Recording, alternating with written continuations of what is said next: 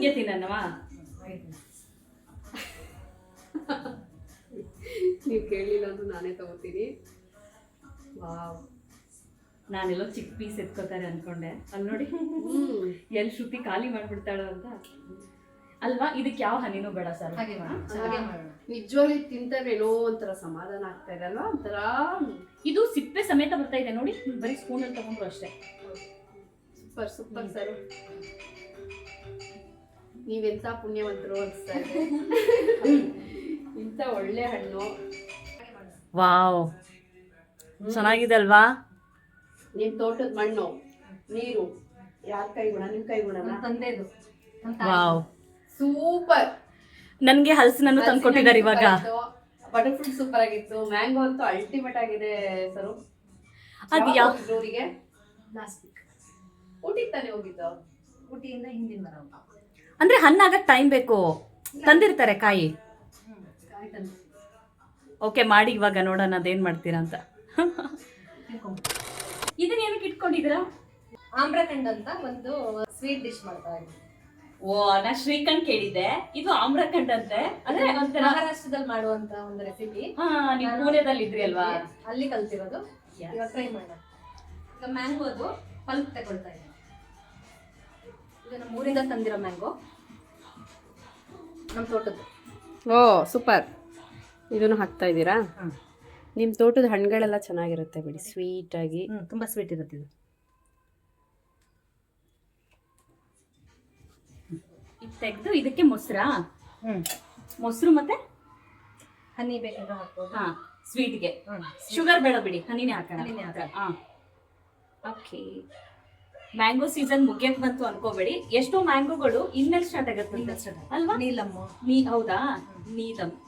Mango pulp ತಗೊಂಡಿದ್ದಾಗಿದೆ.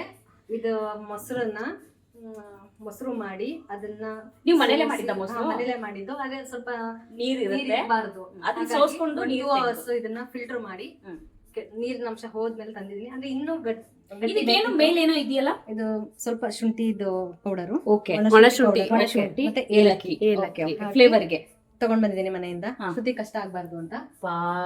So ಇದನ್ನ so sweet Saraswati.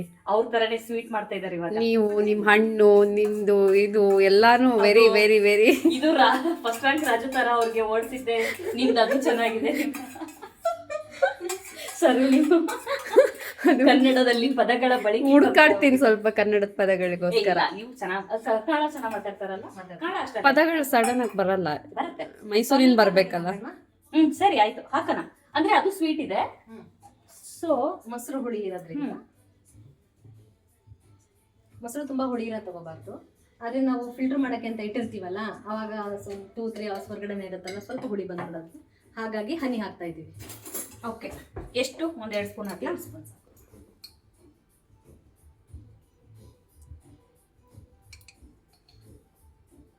ಚೆನ್ನಾಗಿರುತ್ತೆ actually. ಮೊಸರಿಂದು ಅಷ್ಟೇ ಶ್ರೀಖಂಡು. ಕಲಿಸ್ಬಿಡಿ ಅದನ್ನ. ನಿಮ್ಗೆ ವೇಸ್ಟ್ ಮಾಡಕ್ ಇಷ್ಟ ಇಲ್ವಾ? ಇದನ್ನ ಹಂಗೆ ಕುಡಿಬಹುದು. ಊಟ ಆದ್ಮೇಲೆ ಒಂಥರ ಡೆಸರ್ಟ್ ತರನು ತಿನ್ಬಹುದು.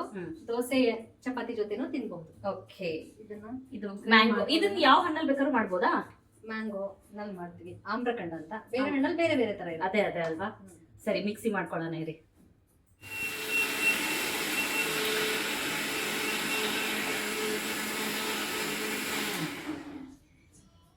ನೀರ್ ಬೇಕಾದಕ್ಕೆ? ಬೇಡ, ನೀರ್ ಹಾಕ್ಲೇಬಾರ್ದಾ? ನೋಡಿ, ಆಮ್ರಖಂಡ್ ರೆಡಿ ಇದೆ. ಇಷ್ಟೇನಾ? ಅಷ್ಟೇ, ಮುಗ್ದೋಯ್ತಾ? ಓ ಸ್ವೀಟ್. ಇನ್ನೊಂಚೂರು ಹನಿ ಹಾಕೋಣ, ಸ್ವಲ್ಪ ಹುಳಿ ಬಂತು. ಹುಳಿ ಮೊಸರು. Super super. ಆ ಸಾಸು, ಆ ಕೆಚಪ್ ಏನೇನೋ ಮಕ್ಳಿಗೆ ಕೊಡೋದ್ರ ಬದಲು ಹಾಕ್ಬನ್ನಿ ಹಿಂಗೆ. ಇನ್ನೊಂಚೂರು ಆ್ಯಡ್ ಮಾಡ್ಕೊಂಡ್ವಿ ಅಂತ.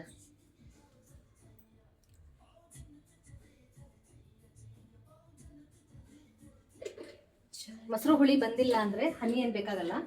ಮೊಸರು ಸ್ವಲ್ಪ ಹುಳಿ ಬಂದಿರೋದ್ರಿಂದ ಹನಿ ಬೇಕಾಗತ್ತೆ. ಓಕೆ,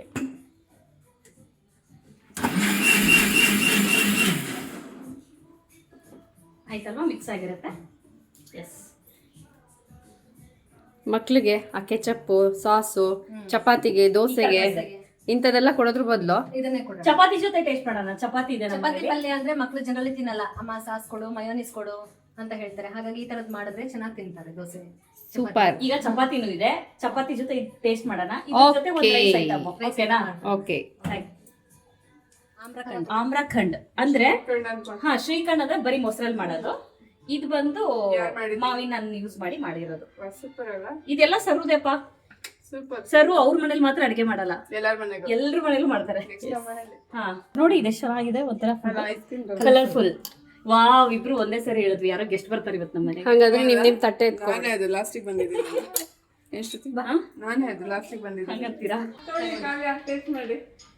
ಮಾಡಿ. ನಮ್ಮ ಮನೆಯಲ್ಲಿ ದಿನವೂ ಫಸ್ಟ್ ಇದು ಆಮ್ರಖಂಡ್.